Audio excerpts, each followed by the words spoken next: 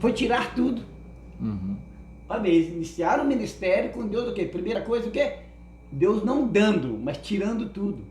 Então o pastor Paulo, médico, a pastora Ângela, dentista, tiveram que deixar a profissão, deixar a medicina, deixar a odontologia e mais ainda, deixaram todos os bens dele, a casa, carro, tiveram que deixar tudo.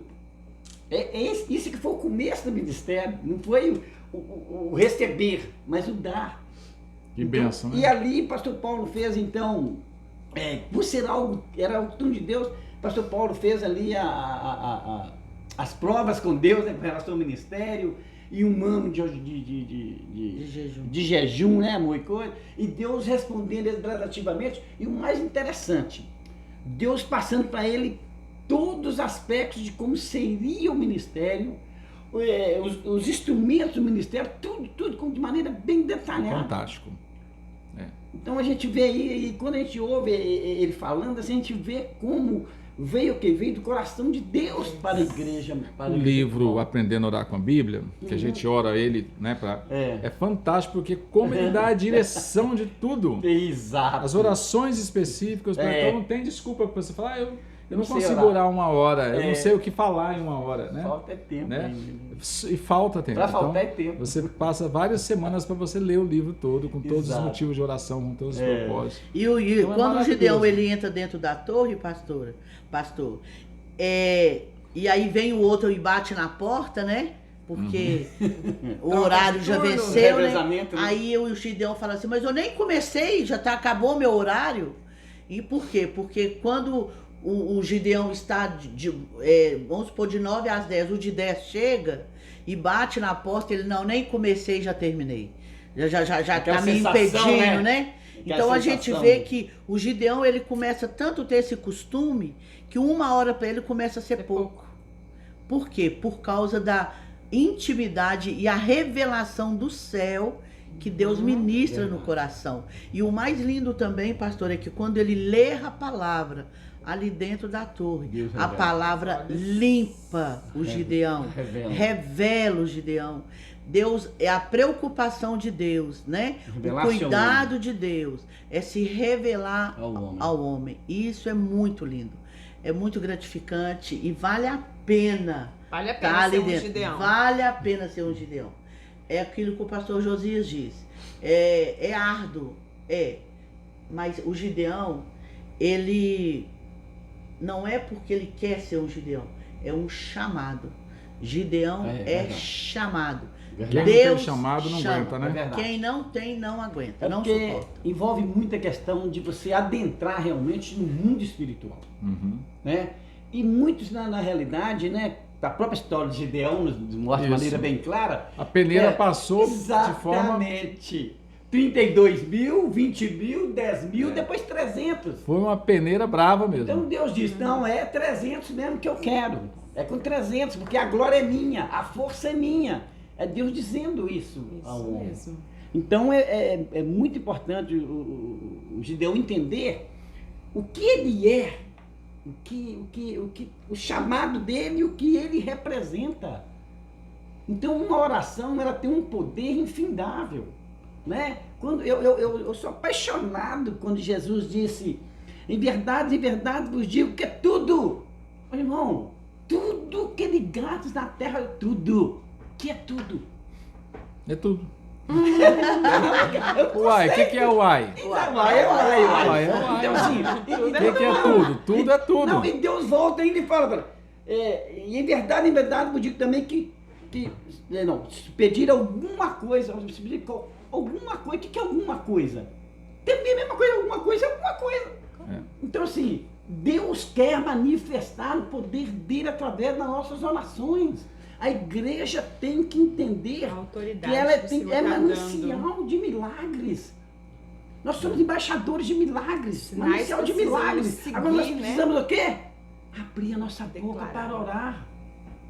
Às vezes tem algumas pessoas que têm um pensamento assim, eu não vou pedir não, eu só vou, né? Aquela humildade, autopiedade. eu não vou orar não, eu não vou pedir nada não, moço, eu vou agradecer. Como se a gente tirasse algo de Deus. Nós não tiramos nada de Deus. Deus é onipotente, onipresente, onisciente.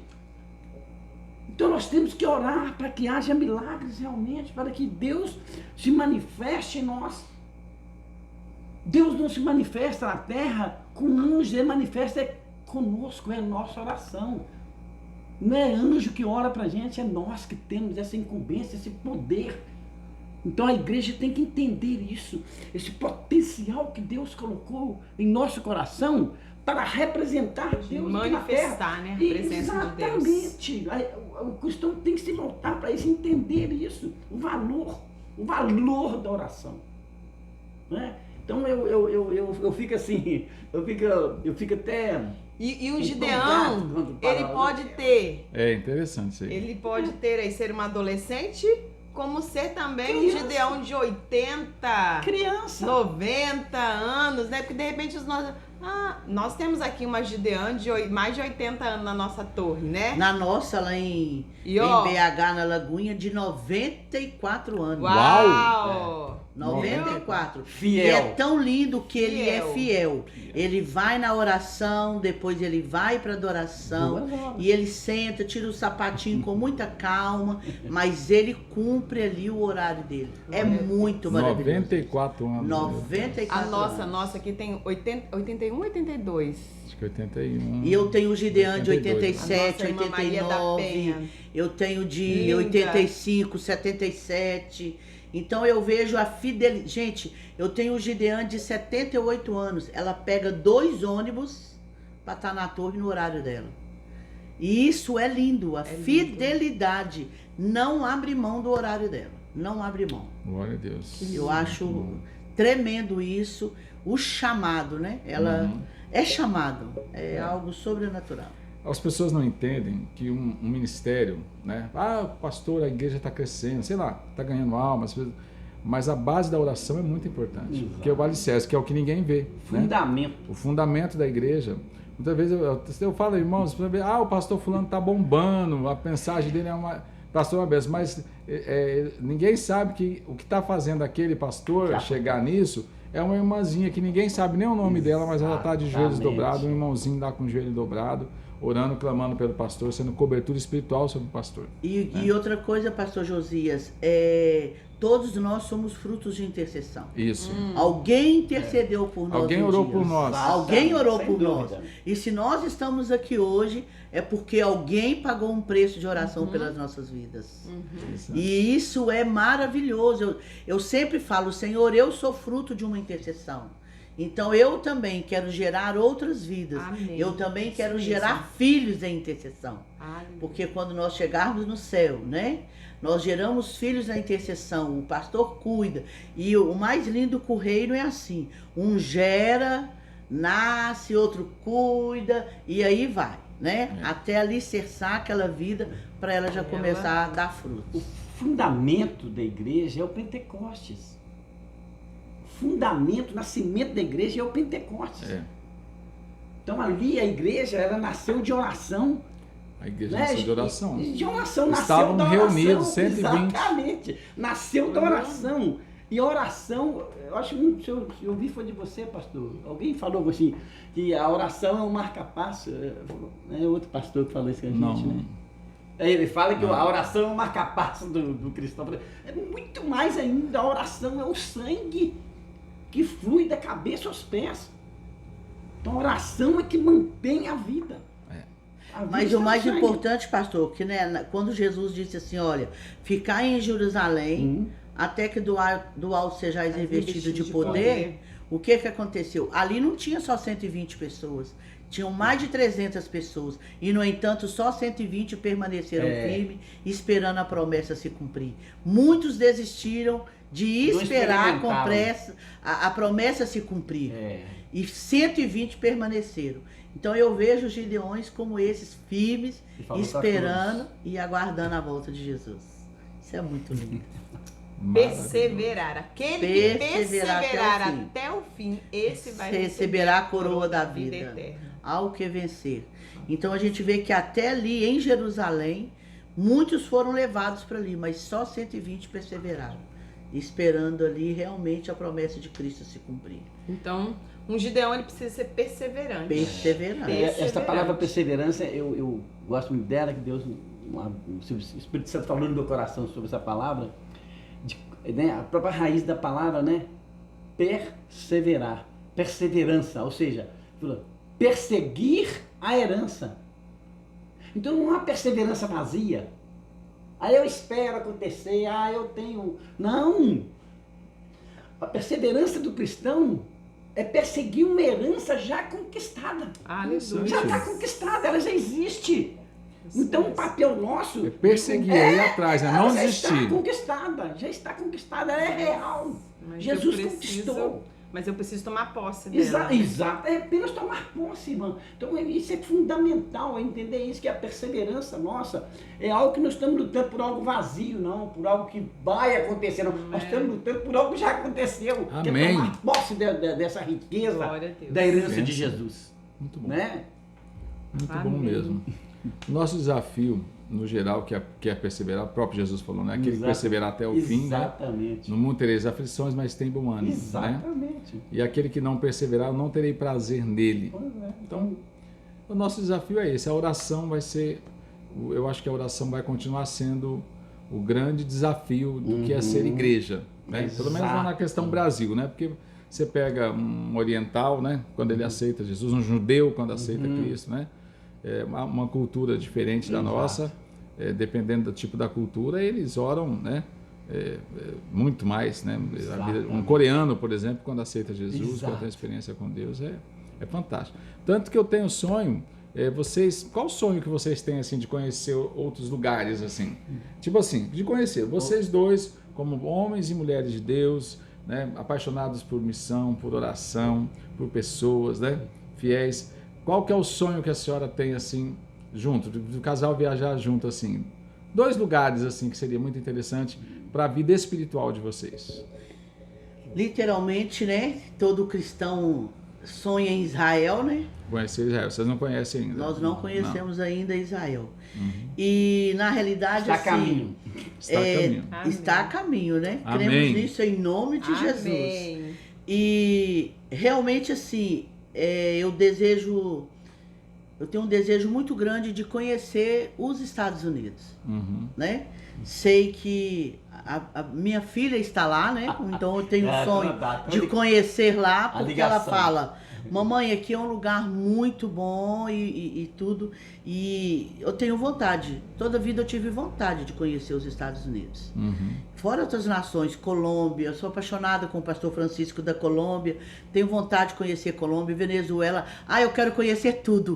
Tudo que Deus tem para mim, pastor. Eu nem vou limitar 2 nações, eu quero limitar todas as nações, se Jesus quiser me levar. Senhor, eis-me que eu quero ir em todas, porque tudo que Deus fez é lindo e belo, e pudera eu conhecer tudo, né? Eu tenho 2 lugares assim, 2 nações. Deus vai cumprir Iniciais. 2 nações, Então, vamos colocar iniciais. que é Jerusalém, como algo, eu vejo como algo que vai ser um ato profético. Israel, né? Será um ato profético na minha vida. Legal. Conhecer realmente Jerusalém, Israel, e o outro é a África. A África no sentido que eu falo África porque é um continente, mas quando eu vejo, quando eu observo assim, se observa os filmes, se observa os vídeos, em qualquer circunstância, se observa o que naquele povo. A gente tem uma ideia da África assim, eles estão passando fome, pobres coitados, e na realidade quando você vê as crianças, está filmando, você só vê sorrindo. Observe, capta as imagens de crianças africanas, elas estão sempre sorrindo. Isso mesmo. Então, para mim, por exemplo, por ser formado em psicologia, por exemplo, eu vejo assim, meu Deus, como que é diferente as culturas. Falta comida, mas ele está sorrindo. Falta água, mas ele está sorrindo. Eles conseguem ser resilientes, né? Exatamente. Então a gente vê então assim, como que, né, a origem do mundo está ligada à África, né? O Jardim do Éden tem uma ligação no sentido lá do início do mundo, lá naquela região. Como que existe neles algo que traz uma alegria que é só mesmo Deus que pode ter. essa essência dessa alegria. E essa alegria deles, a gente Nossa, vê, algo. pastor, que elas manifestam nas roupas. Aham. A alegria deles Nas se cores, manifesta Na nas dança, cores, né? Tudo é É dançar. laranjada, é Vai vermelho. ofertar, vai dançar, vai... Tudo é dançar. E a né? coisa Celebrar. mais rara é a gente ver um africano de roupa preta. Muito difícil um africano com roupa preta. O africano está sempre todo florido. Né? Por quê? Porque a alegria que ele tem dentro Dança. dele, ele coloca Existe uma nas essência, uma vestimentas. essência de Deus. É mesmo. muito lindo Uma ele. essência Eu de tenho, Deus. eu oro todo dia já agradecendo 2 países que eu quero conhecer. Esses 2 países. Israel, levar a Josi, né, para Israel comigo, e Coreia do Sul. É. Por quê? Israel, né, um berço histórico, acho que todo pastor tem que viajar para Israel. Tem um amigo meu que já foi 2 vezes, levou o filho dele lá, batizou o filho dele lá, uma benção. Mas por que Coreia do Sul? Nunca esqueço, vocês já ouviram falar do pastor João A. de Souza Filho? Ele é um pastor, tem muitos livros renomados, é um cara muito joia, né? Pastor João A. de Souza Filho. E um dia nós recebemos ele aqui e falou: Josias, se você quer ver Deus, olha que interessante, ele falou, não vai, Uma você quer ter uma experiência com Deus, não vai em Jerusalém não, vai na Coreia. Falou, por quê? Não em Jerusalém, lá ninguém sabe quem é Jesus, os termos históricos lá é tudo prático, né? Você é só comércio, ninguém, se perguntar para alguém, ninguém sabe, né? Muitas vezes até algumas coisas que eles falam, que é um fato histórico, não é verídico, né? Não é o lugar realmente onde Jesus foi enterrado, por exemplo, não é o lugar onde Davi fez isso, não é o lugar onde Jonas foi, né? Então existem muitas coisas. Então, ele falou assim, lá o lugar é mais opresso, por quê? Porque tem uma legião lá, que é as outras religiões que pressionam, há um poder político, há uma crise de guerra, então, uma coisa. Aí você, agora, se você for na Coreia, é diferente, assim, porque na Coreia você sente Deus. É você chegar numa igreja que tem 1 milhão de membros, é você chegar num lugar onde está proibido, assim, a placa, proibido jejuar mais de 40 dias, entendendo? Né? E ele mandou para mim, depois alguns irmãos aqui foram, né? Tem uns montes de oração das igrejas, alguns amigos que já foram lá, né? Então lá tem uns montes com as caverninhas para a pessoa entrar e ficar lá 3, 4 dias de jejum e oração, e a placa, proibido jejuar mais de 40 dias, entendendo? Proibido, né? E eles contando como que é a igreja lá, ele falou, tem um lugar lá, que ele falou que como coreano ele é muito, muito visual, né? E ele falou que tem um lugar lá que as pessoas vão e faz toda a trajetória de Jesus, até chegar ao Jardim do Éden, até chegar à ascensão de Cristo, crucificação, ascensão de Cristo e tudo. Então, eles evangelizam muito pelo visual. É como se fosse assim, você vai passando as etapas, entendendo? Desde o nascimento de Jesus até a morte e ressurreição. E aí ele falou que uma cena que chocou muito ele, que quando chegou no momento, e aí tem tudo a ver com o que a gente está falando, que é oração, diz que chegou num momento e que ele entrou no Jardim do Éden, que vai passando, igual você vai fazendo aquela, né? Igual aquela, lembra daquela parte de evangelismo lá que o pessoal batista faz muito? Que como é que é o nome? Noite... Que é tipo assim, a pessoa paga um ingresso assim, ele vai entrando nas etapas até... Não sei se você já viu esse tipo de trabalho, que é muito legal. Então é mais ou menos isso. Então ele passou por tudo. Então chegou no momento, ele chegou no Jardim do Éden. Aí tinha um jardim realmente. Perfeito. E tinha o Cristo lá, uma imagem de Cristo sozinho orando. Simbolismo. Jardim do Éden? Não, Jardim de Getsemane, desculpa. Getsemane, Jardim de Getsemane. Aí ele entrou no Jardim de Getsemane. E ele disse que quando entrou, ele viu lá um Jesus ajoelhado, né, uma imagem, né, de um Jesus ali que era sozinho, uma estátua sozinha orando. E aí ele disse que ao lado daquela estátua tinha um coreano ali junto orando com Jesus, com aquela imagem simbólica, chorando assim compulsivamente. Ele disse que aquilo ali quebrantou todo o coração dele, que ele falou assim, como é que naquele momento realmente Jesus estava sozinho, no momento de oração Jesus estava sozinho, ninguém aguentou, né? Nem aqueles que andavam com Jesus, que viu os milagres de Jesus, que viu... Tá certo que a gente entende que aquele momento era o momento de Jesus estar só. Ele foi abandonado por todos. Tinha que acontecer aquilo ali, né? E ele falou, vocês não podem orar nem uma hora comigo, vocês não conseguem. Jesus, na humanidade dele, né? Na humanidade dele. Ele ainda falou isso. Mas é interessante. Então, por isso que... vamos pensar aqui na quinta-feira, né? Né? Qual era o meu objetivo? Que realmente a igreja estivesse lotada, né, de pessoas, tivesse lugar para o pessoal. Nós queremos orar, nós queremos buscar, né? Mas ao mesmo tempo, a gente sabe, Senhor, não é fácil. Não é fácil a gente fazer com que as pessoas dobrem os joelhos e orem, né? Inclusive, nós vamos continuar aqui, entendendo? O pessoal, e aí, vai parar? Eu falei, não. Agora nós vamos continuar. Oração de joelhos, clamor, quebrantamento. Né? Fundamental. Então, aquele momento, ele disse que chocou muito ele ali. Deus falou muito com ele, né? Então, tudo onde ele tinha Deus. Ele chegava no mercado, tinha Deus. Nas igrejas, nos acompanhamentos. Então, tipo assim, nos cultos, por exemplo, ele ia numa oração de madrugada lá. Na oração de madrugada, tinha 50 mil pessoas na oração da madrugada. Entendendo? Os corais, né? Ele falou que lá não tem cantores assim, mas tem os corais. Coral com 5 mil vozes, com 6 mil vozes, né? Na cultura dele, né? A reverência, né? Diz que foram num culto ao ar livre. Num culto ao ar livre, assim, foi 100 mil pessoas. Aí ele chega, ele já desdobra o colchonetezinho dele certinho, ele dobra, faz aquela posição de lótus lá, já coloca a Bíblia, coloca o inário aqui, coloca o negocinho para ouvir, e já tá, tipo assim, tudo igualzinho, assim, tudo programado, né? E eu achei fantástico. Então, quero conhecer, é um sonho que eu tenho. E aí, o que ele falou, foi em Jerusalém, você vê onde foi. Mas na Coreia, você sente a presença mesmo, né? Achei interessante. Inclusive, também, tem um pastor, o pastor Eibe foi, o pastor Odilon foi também nessa igreja na África, que é na Nigéria. O nome dele é pastor... É o nome da Bíblia, não sei se é pastor Enoque ou pastor... Ou é pastor Enoque ou pastor Jacó. O nome bíblico. Essa igreja tem 1 milhão de membros e ela tem uma cidade fechada. É uma cidade de crentes, tem 250 mil pessoas nessa cidade. Maravilha. Tem mercado, tem hospital. Tudo. Ela é fechada por causa do Boko Haram, por causa dos terroristas. Ela é fechada só para membros da igreja, entendendo? E aí o pastor Odilon falou que foi numa vigília de madrugada, foi numa vigília. E ele falou, é uma festa, é uma coisa... A vigília tinha 100 mil pessoas na vigília. Nossa, isso é coisa de agora, coisa de 5 anos atrás, 6 anos atrás. Pastor Enoque, lembrei agora, o nome dele é pastor Enoque. Entendendo? Então, a nossa perspectiva, né? Chegar numa vigília de madrugada, ter 100 mil pessoas orando. Entendendo? Os cultos de 1 milhão de pessoas nos cultos. Entendendo? E numa cidade, num país como a Nigéria, que é um país de perseguição, de muita injustiça, de muita luta, de muita guerra, entendendo? Como é que o Espírito Santo age nesse tipo de circunstância, fazendo com que as pessoas se derramem diante de Deus, né? Muito lindo. Tem algo interessante, pastor, que a gente pode observar. As maiores nações do mundo, as nações mais desenvolvidas do mundo, são nações que passaram por grandes caos.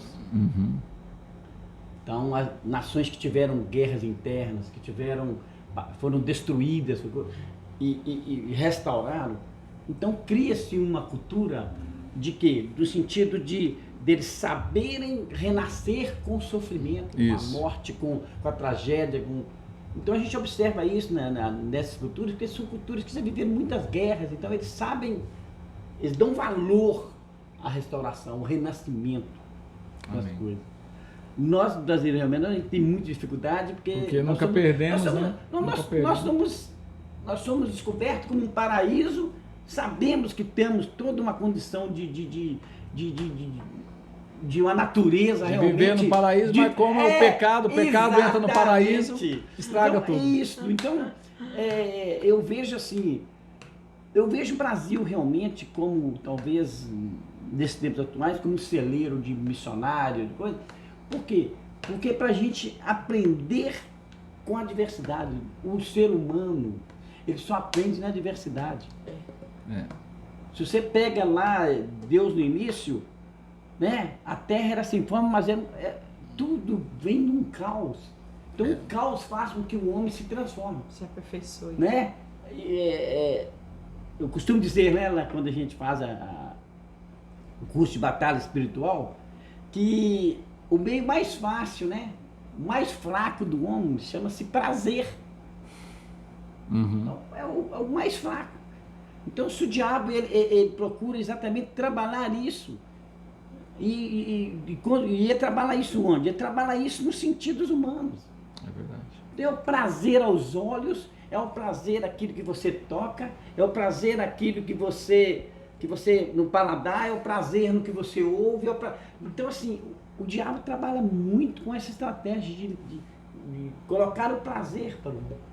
E as mudanças, fazer com que ele se afaste de Deus. O próprio Jesus, a Bíblia fala de maneira bem clara, lá em Isaías.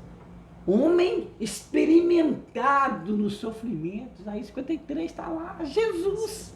Ele foi experimentado no sofrimento. Né? Mas não no sentido de que nós vamos... Não, é porque nós sabemos que esse sacrifício de Jesus, ele gerou a vitória para o quê? Para um prazer eterno. Amém. É o regozijar que Deus está buscando no homem. Regozijai-vos. Deus está querendo voltar. Entre no gozo do seu Senhor. Olha que coisa maravilhosa. Então, para isso, Jesus veio e passou por uma experiência não de prazer, mas de sofrimento, para alcançar aquilo que é eterno. Por isso que eu costumo dizer muito para as pessoas, gente, quando estamos passando por adversidades, a adversidade é oportunidade. Toda adversidade é oportunidade de crescimento. É uma oportunidade de mudança. Seja mudança no campo material, ou no campo espiritual, ou no campo de caráter.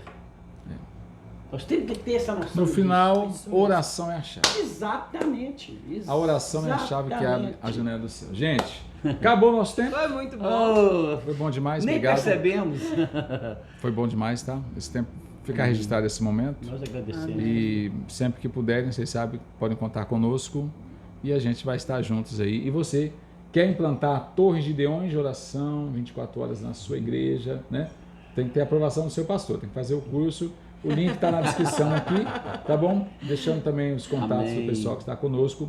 E a gente se vê até o nosso próximo podcast. Hoje a gente vai estar à noite do culto, né, pastor? Isso, hoje à noite. Depois você também, pelo link da igreja, tá? Em MU presencial. Tem ministrações da pastora Fátima, tem ministrações do pastor Vanderlei. E vai ser uma bênção para você ser ricamente edificado com a sua casa, com a sua família, com a sua igreja, no nome de Jesus. Um forte abraço. Em Deus faremos proezas. Até a nossa próxima transmissão. Tchau. Amém. Amém. Tchau. Glória Tchau. a Deus. Tchau. Deus abençoe. A paz.